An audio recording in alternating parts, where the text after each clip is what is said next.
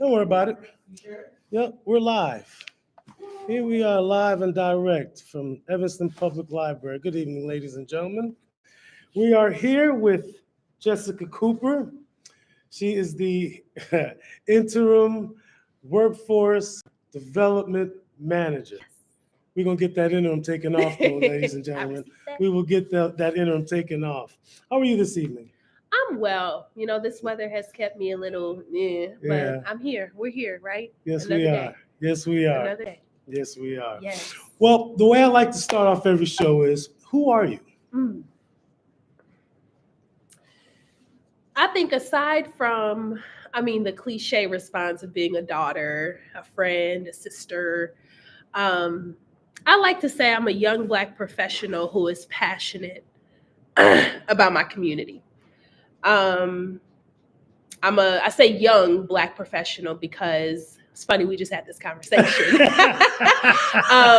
I'm not one who always pushes my age, but when I think of the place I serve in and I think of the community I serve, it's important to me because it's full circle. So being somebody who is coming back to the community is passionate, somebody who is very optimistic about the change that can come. I think that's who I am in this community, in this space. Yeah. Well, as a young adult, I'm excited because I didn't realize you were as young as you are. I'm not gonna put your age out there because I respect my women. So, but what was interesting to me was, as young as you are, you seem really driven, and as you said, passionate. What drew you to your work? Wow.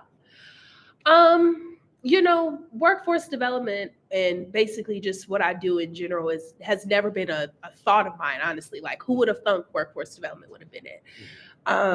But I think a lot of it came from how I was raised. And so being raised by a single mother who I saw work hard, being raised by someone who put 3 daughters through college, and some of us have multiple degrees. I think that's what drove me, to who I am today. Like, seeing that she never gave up, she never quit, she was never somebody who threw in the towel.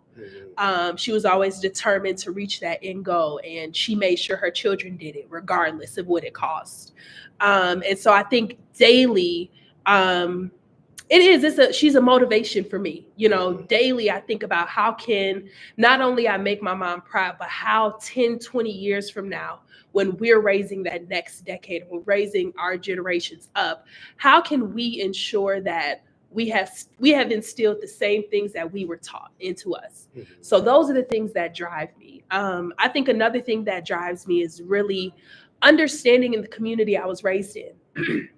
I sometimes sit at my desk and think, what would this community be like if it was the way I was when I was young? Like, if you had those elders who you were able to go to and say, hey, can you help me? Or they knew who your people were and they didn't play. And they know your mama didn't play, so they definitely didn't play with you. Thank you. I think that also drives me because when I look at this community, it's sometimes sad. Like, a lot of the faces in this community are no longer the faces that I saw when I was younger. And those who are have aged. And some of them have gone on. And it's like, what are we doing as legacies to keep this community where it needs to be? And so when I walk into that building, when I send an email to somebody, whether it's somebody I know or somebody I don't know, that drives me, because it's like, how can we sustain our community? Not only being from the 5th Ward, but understanding what the roots of this community are, and knowing how we can build this community back to what it is, not just let those outsiders come in and try to take our community, because this community is for us and it's us by us. So getting us back to a space where I know we can be, that's what drives my work daily, and supporting my community by any means necessary. Well said. We mentioned the workforce. What does the workforce department do? Yeah. So workforce development. Development. You're okay. It's a catalytic development. So, or division, I'm sorry. I think of it as it helps job seekers find opportunities locally. So we're working to retain our Evanston residents by keeping them local.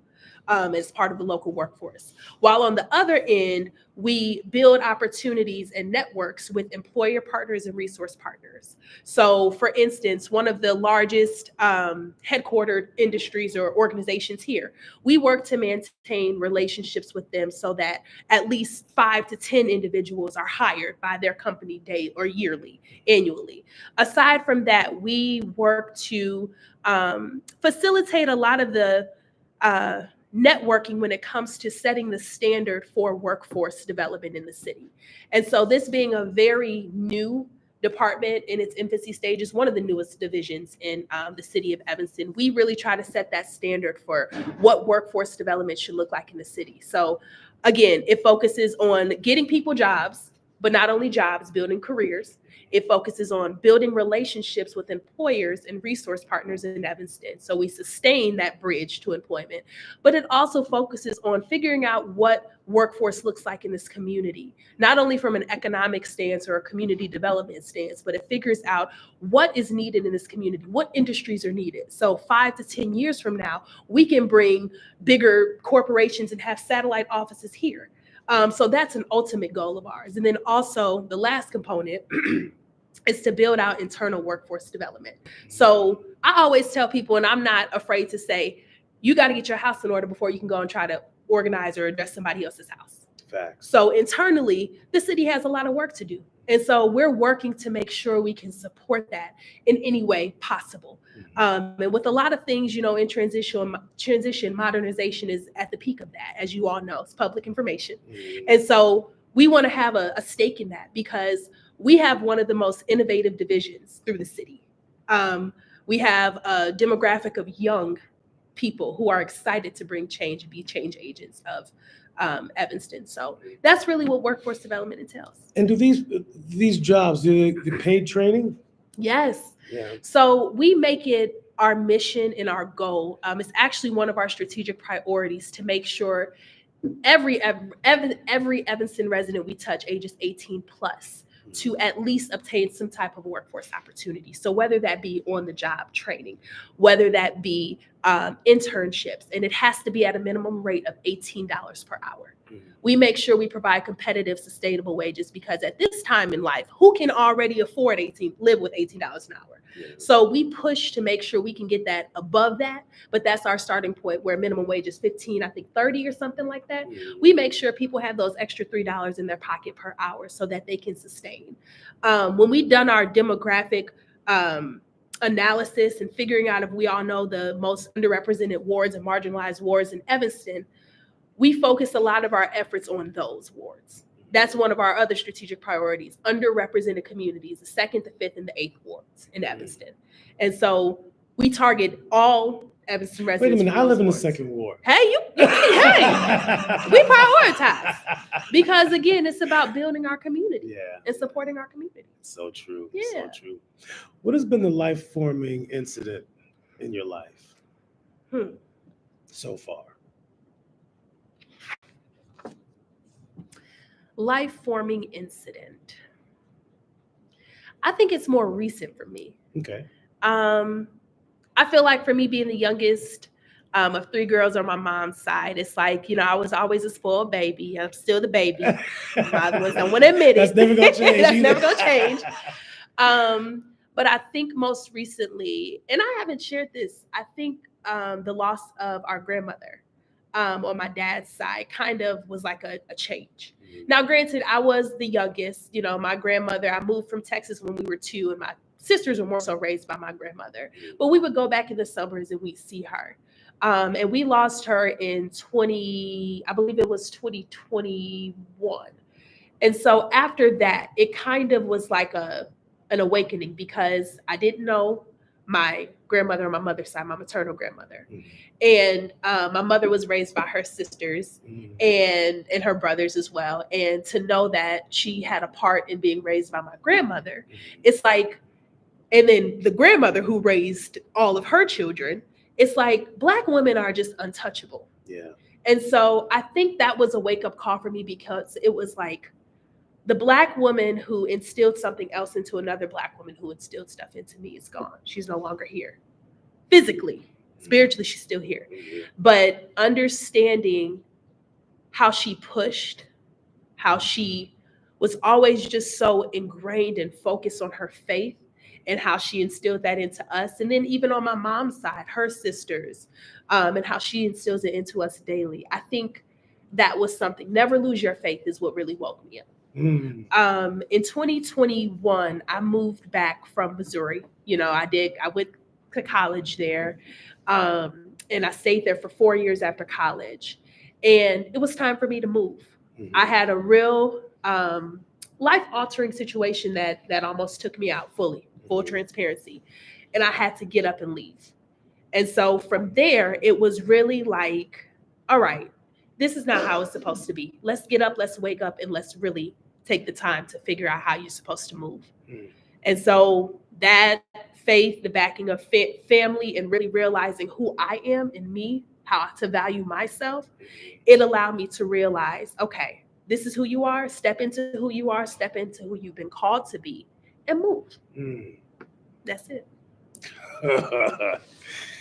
Yeah. Wow. Okay. I got to take a step back real quick because you're sounding real. And I've only asked like 3 questions, but Mayor Biss better watch. He better watch himself. Oh, yikes! I didn't say it. You didn't say it, but I see it. I see you got. Anyway, as we continue, as a Black woman, what is your greatest superpower? Resilience. I think Black women can bounce back from anything, and do. Yeah. Because we've been degraded, dehumanized, clawed, mistaken. We've been disrespected. And it's funny because Black women are the ones to code switch the most. Yeah. And don't realize we don't have to. Yeah. I was reading an article where it said that Black women are the most to code switch because we feel we have to fit in.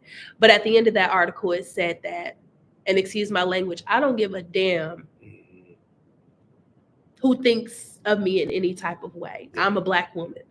And so when I think of being resilient, I think of the Toni Morrisons, I think of the Maya Angelou's, I think of local Black women here and how we've fought back, how we've come back, and how we will continue to rise up in faces of adversity, day in and day out. So our resilience and our perseverance is what keeps us going day by day. What nourishes you? Music. Really? I love music. Okay. I love me some music. That's not the only thing. That's one of the things that nourishes me. Faith, definitely. I know that's so cliche. People say that all the time, but I think most recently I stepped into my real understanding and my calling of when it comes to faith. Being raised in the church, always being somebody who was always involved in the church growing up, from praise dance to the choir to ushering to whatever it may have been. I had been called, we had to do it.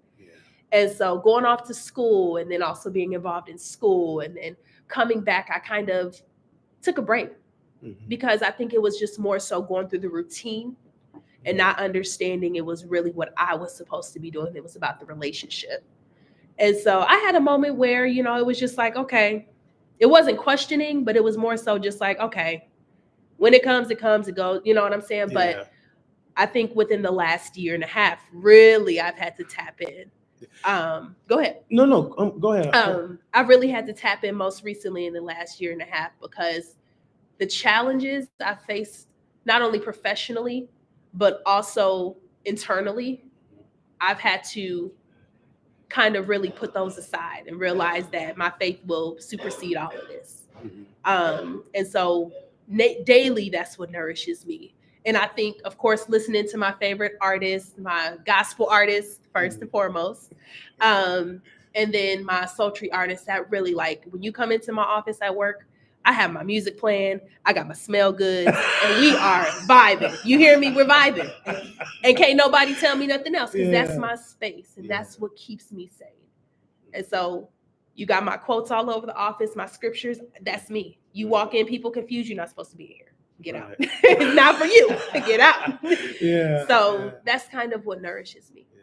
Everybody needs their own thing, you know. Mm-hmm. My wife tells me all the time, I can't be productive in a junky space. Mm-hmm. You know, I have to have my space clean. I need to know where this is, where that is. Yeah. Did you find things came a little easier to you when you took a step back and let it come to you instead of you trying to go out and get it? Yeah. Yeah. I've always been that person who's like planning. Mhm. I've always planned. Literally, I planned my life out. I have notes in my phone that planned my wedding day from 16, almost 6 years ago. Seriously. Like, I know it's crazy. Don't judge me. No judgment. Judge-free zone. Like down to my Judge-free dress, zone. down to the songs that I'm walking, like it's crazy. But recently I had to realize that you can't plan your life. Yeah. You have to let your steps be ordered. And so when I put me back and I sat in the back seat and stopped trying to be the backseat driver and just put my seatbelt on and said, okay, we're going wherever you're going. I'm up. Yeah. That's when I realized it's already ordained how it should be. It's already lined up how it should be. And of course, with mama's wisdom, Mhm. you know, mama has always said, just be still, you know, be still. One of my favorite gospel songs is Peace Be Still by Kalante Gavin. Mhm. That song is like, I mean, the scripture, of course, it comes from the scripture, but it's Yeah. the winds and the waves obey, like peace Mhm. be still. And it's like, my brain just runs. My brain does not stop running. Yeah. Like I talk in my sleep apparently. And people have full conversations Join the with me. club. Look, you hear me. It's normal at this point. Yeah. But no, and sometimes I have to turn my brain off and just relax. And I think that's just us as Black people too. Like we're just always on go mode because we feel like we're in that mode of survival. But understanding that sometimes you got to be at peace. Yeah. Peace your mind, peace your spirit, and just understand that it's going to be how it's supposed to be. Definitely. Who has helped you to become the woman you are today? I just want to thank my mama. No. She's like literally number one. I give a lot to my sisters too, again, being the baby, because they've dealt with a lot of me and me being like one of the most extra people in the world. They've dealt with it. And one thing, she's just Jessica. That's just how, she's her. But she's the baby, so she gets what she wants. Anywho, definitely my community. I think, you know, from the stance of family, being supportive, those close friends I regard also. I keep a small circle. I do. And I've realized that as I've developed in age and maturity as well, but I keep a small circle because you can't let everyone have a piece of you. And so a couple of my friends from college, you know, they keep me sane. My god baby is my baby girl, so she keeps me with a smile on my face. But I would say my community, the people who've helped raise me and the people I still have strong ties to. So this place is a big part of who I am. Yeah. It really is. Do you believe you're living in your purpose? Why or why not? I feel like my purpose has yet to be defined still. I say that because I don't think I've fully tapped into my purpose. I know you haven't. But go ahead. And sometimes it's scary because it's like, okay, what is it really going to look like? Because I hear all the time where it's like, when you figure out who you really are, you're going to shock a lot of people. You're going to shock yourself. And I'm just like, okay, mirror, can you open up or something? Yeah. But I haven't tapped into my purpose yet. And I think there's purpose to me not tapping into my purpose yet. Because why do you say that? I think it's a humbling experience. It's out of humility. Okay. I think I'm still not at a space where I can fully take on what my purpose I'm supposed to be in, like mentally and spiritually, because there's so much greater than where I'm really supposed to be. And so I have to be prepared for that. A little bit more growth that you need to do to receive what is coming your way. Yeah. Emotional. And I'm not afraid to admit it. Emotional. In all those aspects. And I think day by day I'm growing. I'm starting to see. It's like you have a vision in front of you, or even a board, and you have all these different clouds with different codes in them, but you can't uncode them because you don't know the code yet. Right. So I feel like that's where I'm at. But I think what's to come of it is going to be very beautiful. Yeah. I think it is. Yeah. What do you wish you had more of in your life? Food. No, I'm just kidding. I love to eat. I wish I had more food. No, I'm just kidding. I wish I had more people, aside from those in my circle, that think like me. I think when you connect with people, you have that discerning spirit to know who's like you and who's not. Yeah. I've crossed paths with a few of those people. But when it sometimes has like the ... in your head, it's really hard to figure out if they are like you. And I say that because I feel like a lot of people overanalyze, but they don't overanalyze like I do to understand how and why I overanalyze. And like from how I get to point A all the way to G, back to Z, negative Z. You know what I'm saying? Coming all the way around to get back to A. Yeah. I would say that. But I think also what I wish I had more of in my life was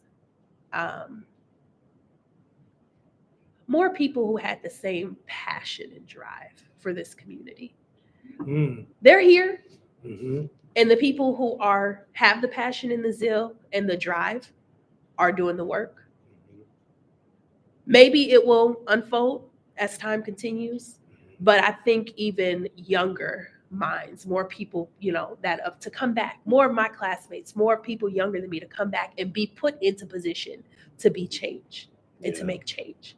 And I think, that's kind of a downfall of Evanston. It's starting to happen, but I feel like first they told us we had to have these credentials, and they told us now we got to have experience, 10 years of experience. Well, we just been out of college for 5 years. So how are we going to have 10 years of experience? Right. And now you have to have it's a lot for a simple job to be a change agent.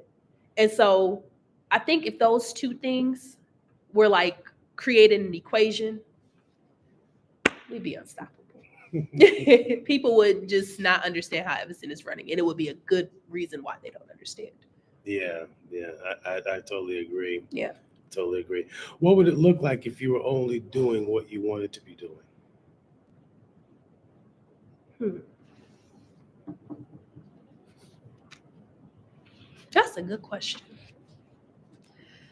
If I was doing only what I would want it to be doing, what would it look like? It would look like peace. It would look like clarity. It would look structured. Why am I not surprised? It would be a little too structured.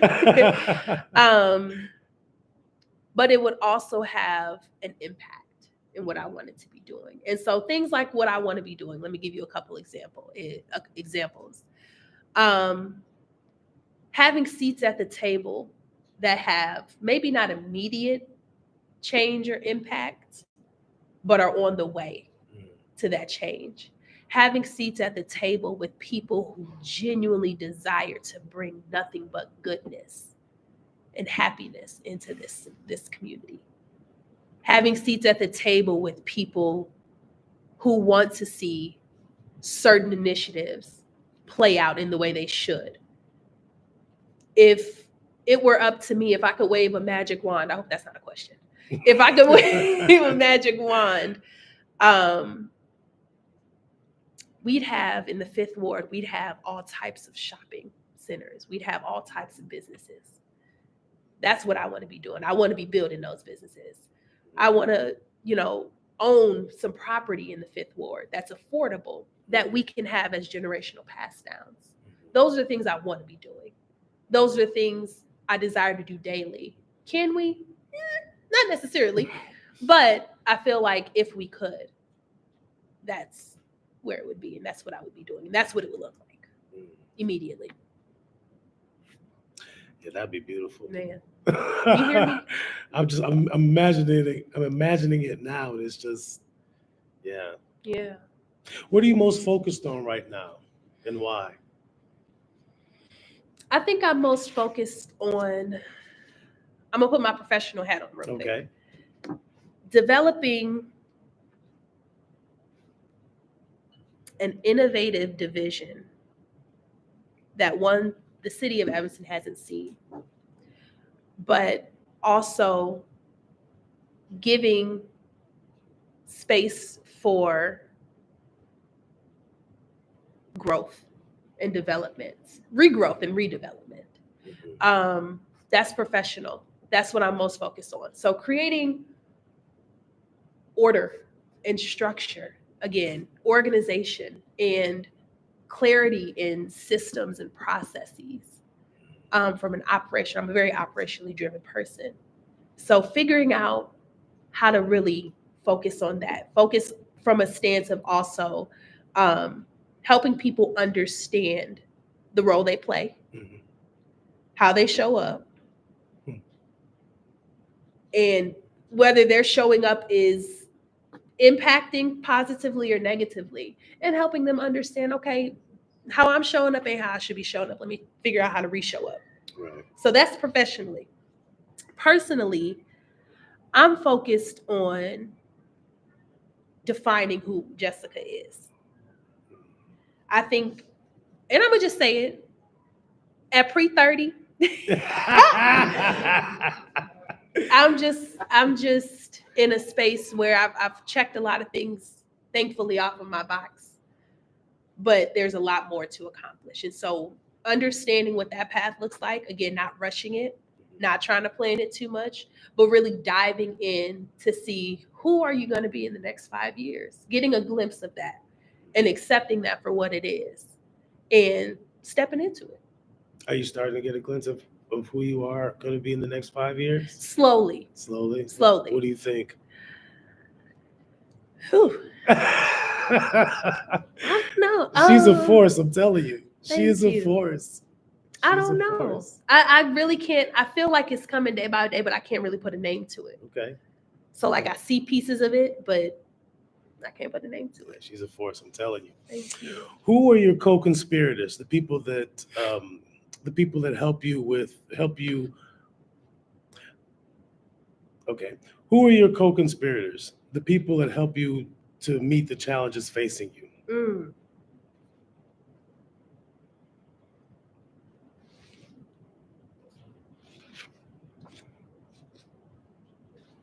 I would definitely say my main team, my mom and sisters. They really helped me.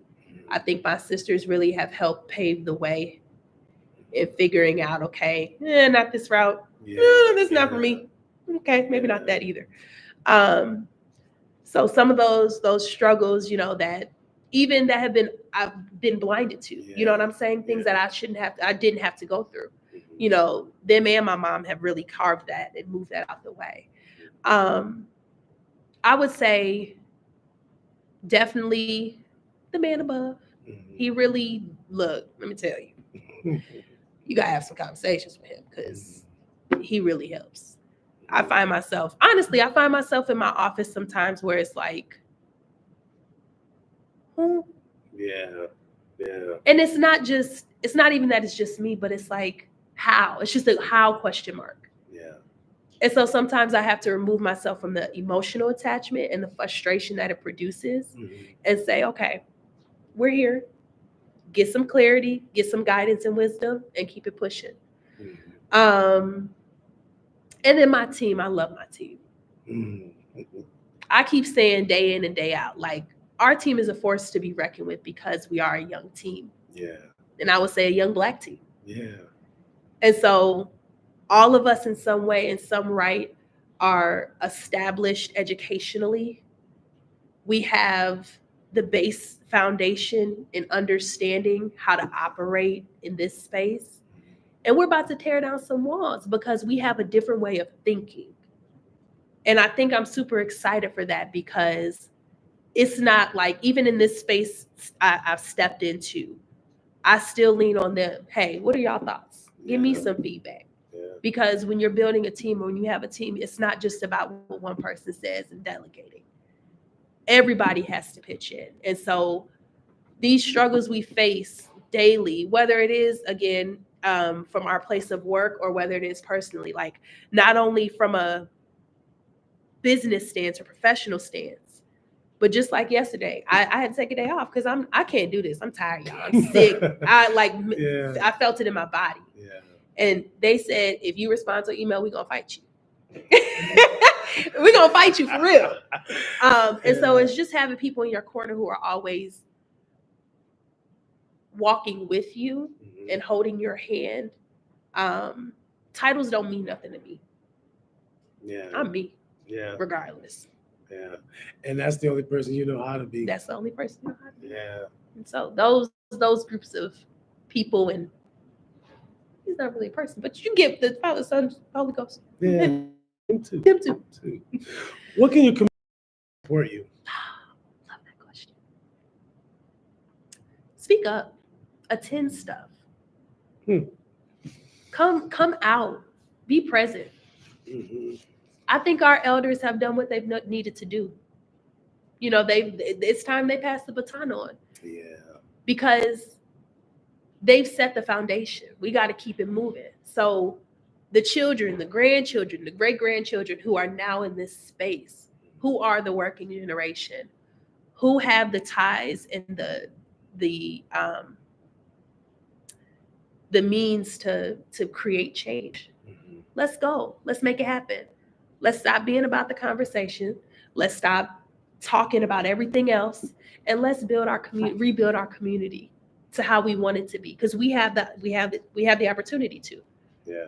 And so I ask my community, I ask, show up, be present for real. That's the only way we get our voices heard.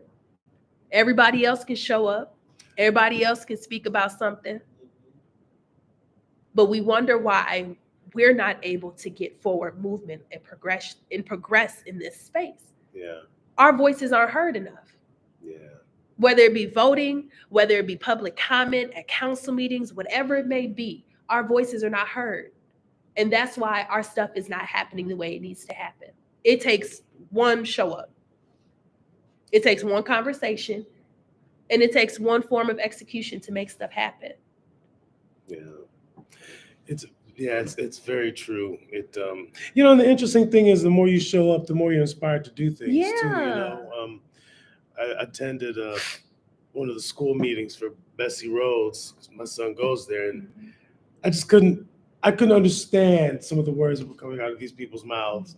And so it inspired me to want to make change in the upcoming years. So you're right. We've got to show up. Yeah. We've got to say it in the Black community, show up and show out. That we only have us. We honestly only have us. Yeah. It's interesting because Audrey Thompson said the same thing. Chief Stewart said the same thing.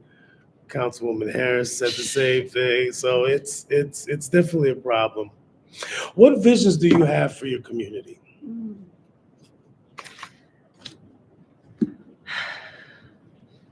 One of the visions is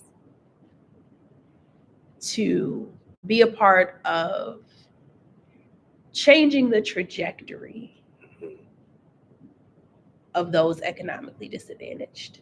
I'm tired of the 5th Ward and the 2nd Ward and the 8th Ward being the underrepresented communities in Evanston. That's how it's been forever. There's no reason why there's no grocery store within how many miles in the 5th Ward? There's no reason why we can't pick up and buy land and be able to live in our community. Yeah. So working with council members and working with the staff at the city of Evanston, figuring out how affordable housing can be a real thing. Yeah. Like making it a thing. Developers coming in, y'all are required by city ordinance. 25% of all of your units have to be affordable housing. We're not talking about affordable housing at $2,100 average. We're talking about affordable housing at $1,400. And these people can now still have something left and not live paycheck to paycheck. We're talking about having at least 50% of our as Evanston residents working and living in this community. We're talking about restoring the hopes of generational living in our city. I told my mama this the other day. I want to buy a home in Evanston. Whether I live in it or not, I want that to be the house that becomes generationally owned. I want to own a business in Evanston, own land, own something. Because this soil that helped raise me is going to be the soil I pour back into. And so those are just some of my visions. But I think my biggest vision for this community is for us to come together and finally make a decision on how we're going to move forward in whatever initiative it may be collectively. We don't have anybody against each other, and everybody is understanding the importance of coming together. I think those are my main visions for this community. And realizing that what this community was when our grandparents were young, when they had a whole fifth ward that was filled with Black businesses and they had their own everything. You know, getting back to that point, making that historical space and that historical ward worth what it really is. Yeah. Not just writing it off in history, bringing it into something that it really should be and regenerating the worth of it, the value of it. Yeah, because there's still plenty of growth that can be had in the Fifth Ward. There's plenty of opportunity, and Councilman Bobby Burns is he's. I saw him last Wednesday, and the brother just don't stop. He don't. He He don't. He has a don't passion, stop. a true passion. Saw him Wednesday, saw him Thursday at the award meetings, and he's passionate about bringing affordable housing to the Fifth Ward, and I think he will definitely have it done in the next couple of years easily. And he's one person. So when our community backs him, when our community backs Councilmember Harris, when our community backs Councilmember Reed, you can't. Yeah, we got to back them. We have to. Yeah. What does liberation look like for Black women? Not having to worry about the pay gap. Not having to worry about a Karen. Not having to worry about. I mean, I'm being real. Hey, it's your time. It's so disheartening that when a Black woman is doing something positive or a Black woman is about her business, somebody always has something to say, whether it be a white man, a white woman, or somebody else other than a Black person. It's always anti-Black woman or anti-something in some way. So when they realize that Black women are the most educated, Black women have basically held up this world. Let's be real. Black women are just resilient and they persevere, and they're tenacious. Our tenacity, our just overall being is just something that everybody appropriates in some type of way. We can't have nothing of our own, but real liberation. I'm not gonna go on a tangent. The spotlight is on you. But that's liberation. When people start giving us our just due, when people realize and it's not even a negative connotation to it. Oh, she's an angry. No, we're not angry. We're just tired of the stuff. Give us what we're due.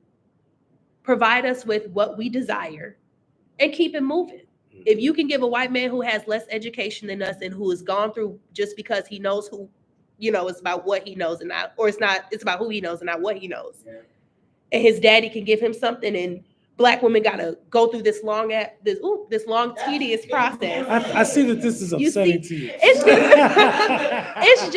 It's frustrating because when we talk about the city of Evanston, let's be real. Yeah. Who's in leadership and who's doing the stuff in this community? Yeah. When we think about the people over at Oakton College, shout out to my Oakton women in here. Who's leading? Yeah. The Dr. Jesse Ivory's too. Who's leading? What are we doing? Let's really give us our proper just dues and make it happen. That's liberation. Yeah. In 2024, Way overdue, way overdue. huh? Well, Jessica, I don't really have any more Oh, questions. okay, that was great. But what are you doing right now? Like as of like right now, what are some of the initiatives that you're working towards for the city of Evanston? For Yeah. A couple things. Let's see. Um, man, from a programming stance, we're trying to build out more industry-based programs. So one of my proudest programs right now is Tech All Stars. Okay. Shout out to Walscott Solutions, Bryant Wallace. Okay. Black man, amazing Black man in the community, has a desire to teach young Evanston career goers, I would like to call them, and building their individuals who are building their careers 18 plus about tech, about the tech industry. So we built out a program with him, and that's going phenomenally. Another one that we're really working on is making sure our local employment program is much more polished. We fully took that on as a division. So that's the construction industry. We have so many Evanston residents that are on our projects. That are on our list and that have issues getting on the project. So we're working on cleaning up that process internally. We're working on collaborating with Northwestern on the Ryan Field project to make sure our Evanston residents are on that project. If you all don't know, 10% has to be, they've already mentioned that in the contracts, but 10% of the contract hours or the working hours are supposed to be for local residents. And so we're working closely. Shout out to Zola Stewart of Turner Construction, Turner Wash, and Rebuilding Exchange, and working with the community neighbors division. So Elle Nix and Dave Davis and Shayla, working with them to make sure that we get our Evanston residents on these projects. We have so many of our Evanston residents calling us daily, hey, are there any opportunities? I want to be able to say, here's one right here for you. Yeah. So we're working on those.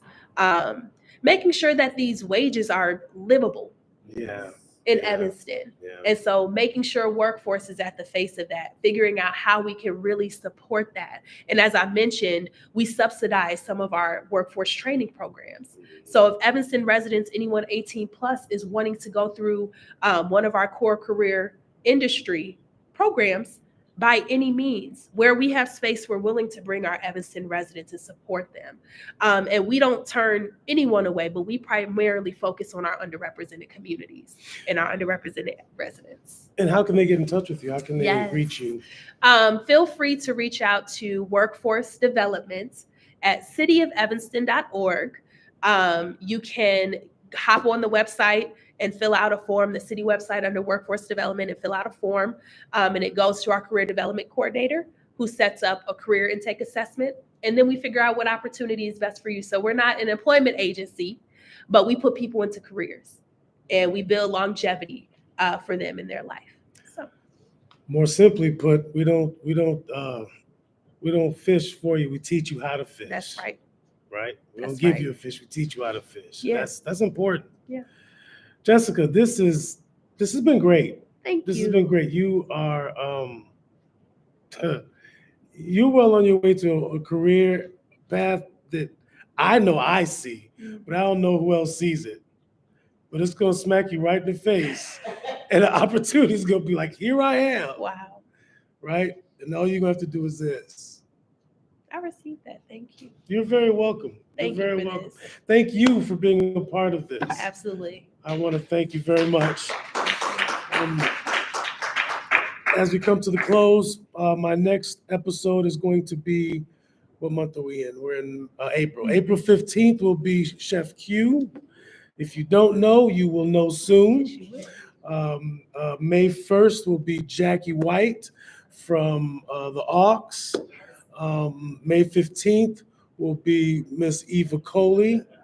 And then that will wrap up my season 1. Working on season 2 right now. Yes. My next live show I'm working on next will be a little unconventional.